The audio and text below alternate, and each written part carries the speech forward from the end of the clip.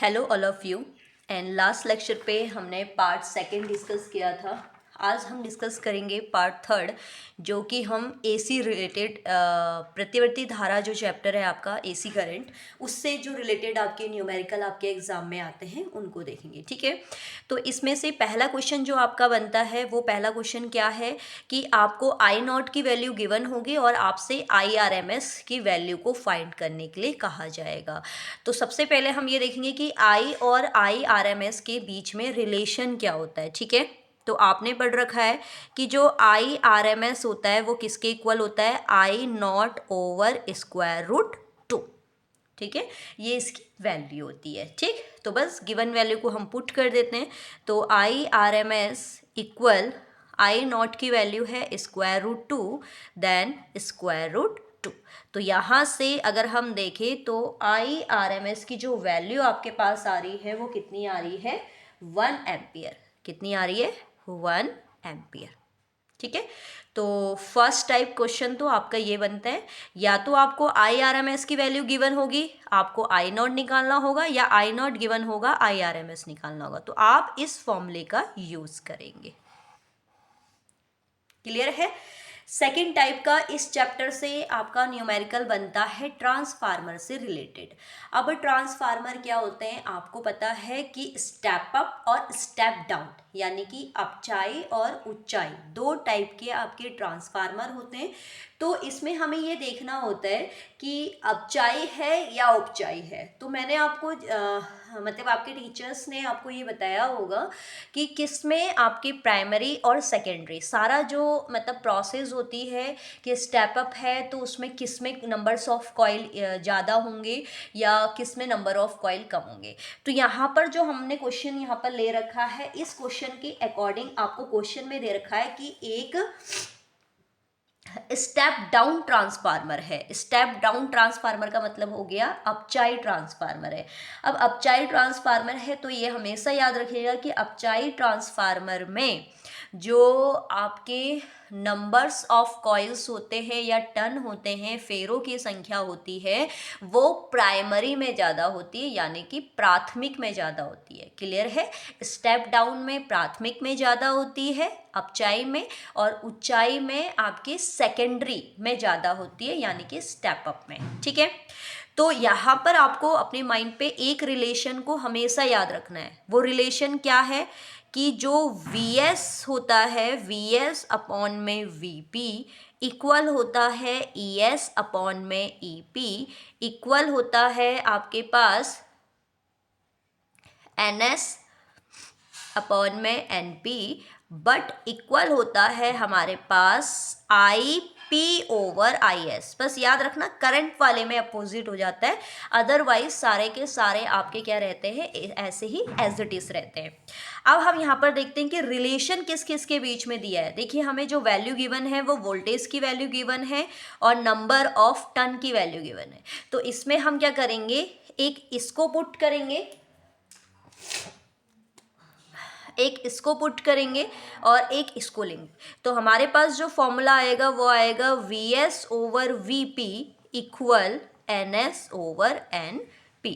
तो इसमें बस हमने क्या करना है, वैल्यू को पुट करना है। Vs की वैल्यू है हमारे पास 220 अपॉन में Vp की वैल्यू है आपके पास 2200 इक्वल Ns की वैल्यू है हमारे पास फाइंड करना है और Np है 5000। Ns को आपको फाइंड करना है और Np की वैल्यू है आपकी 5000। तो यहाँ से देखेंगे, देखिए 2 zeros से 2 zeros कैंसिल हो गए। इसके बाद 22 से ये कितने टाइम्स कट होगा, 10 times, then cross multiply. Ns की वैल्यू जो आपके पास आएगी वो आएगी, कितनी आएगी Ns की वैल्यू, 10 इंटू 50, देन Ns यानी कि number of turn in secondary coil कितना हो जाएगा आपके पास, 500।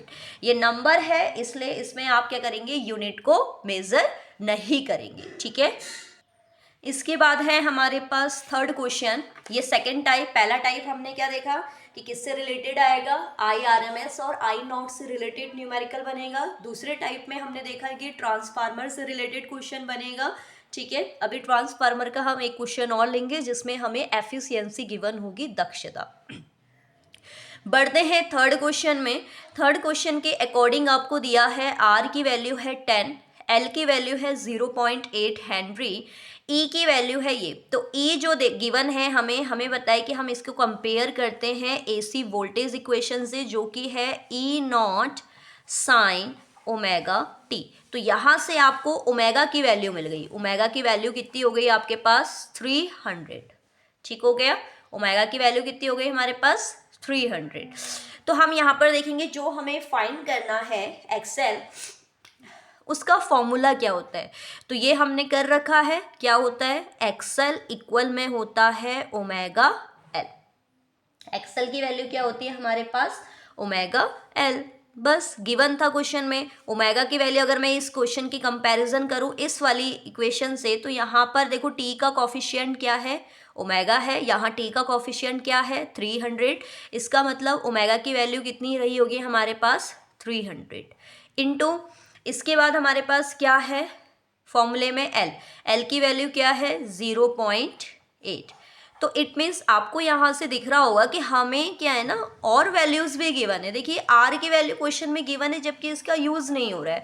तो ये मत सोचिएगा कि कोई वैल्यू आपके क्वेश्चन में दे रखी है और उसका यूज़ होगा ही होगा। आप जो फाइंड करना है उसका फॉर्मूला देखिए, वैल्यू को निकालिए और पुट कर दीजिए। तो एक्सेल की जो वैल्यू आएगी आपके पास वो कितनी आ जाएगी? 240 ओ। क्लियर है?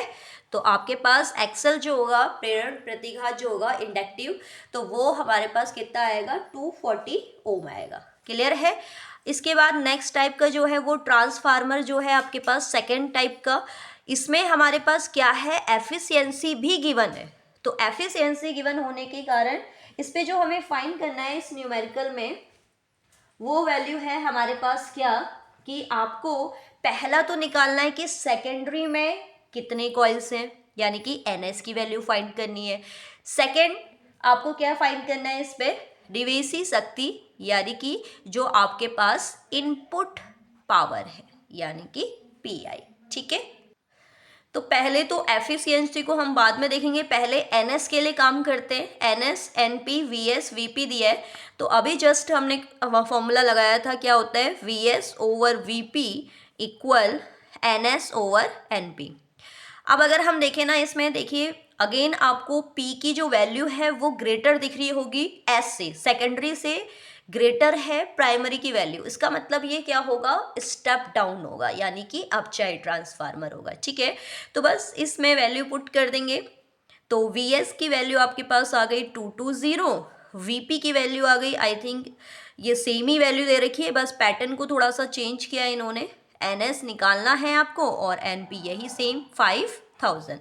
तो इसको अभी हमने सॉल्व किया था। एनएस की वैल्यू कितनी आ रही थी हमारे पास? 500। तो पहला क्वेश्चन, पहला पार्ट हमारा फाइंड आउट हो गया। कितना आ गया? 500। तो ये इसका मतलब न्यूमेरिकल जो होगा वो 2 नंबर में होगा।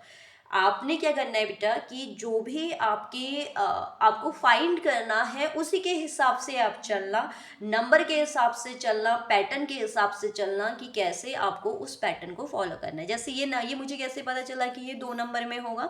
क्योंकि आपको इसमें क्या है, 2 वैल्यूज़ को फाइंड आउट करने के लिए कहा है। तो एनएस की वैल्यू 500 आपके पास आ गई एंड पीआई इनपुट पावर जो होगी, निवेशी शक्ति जो होगी, वो आप फाइंड करते हैं तो आपका सेकंड नंबर मार्क्स भी कंप्लीट। अगर आप यहाँ तक करके आते हैं तो आपको 1 मार्क्स मिलेगा। ठीक है, अब हमारे पास है एफिशिएंसी।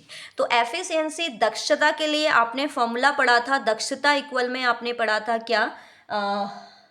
आउटपुट पावर अपॉन में इनपुट पावर। ठीक है, क्या पढ़ा था? आउटपुट पावर अपॉन में इनपुट पावर। आउटपुट पावर यानी कि निर्गत शक्ति अपॉन में निवेशी शक्ति। तो हमें नीटा की वैल्यू गिवन है 90%, परसेंट को नंबर में चेंज करेंगे।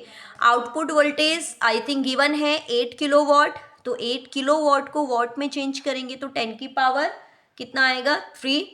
एंड निवेशी पूछ रखा है, तो निवेशी यानी कि पीआई।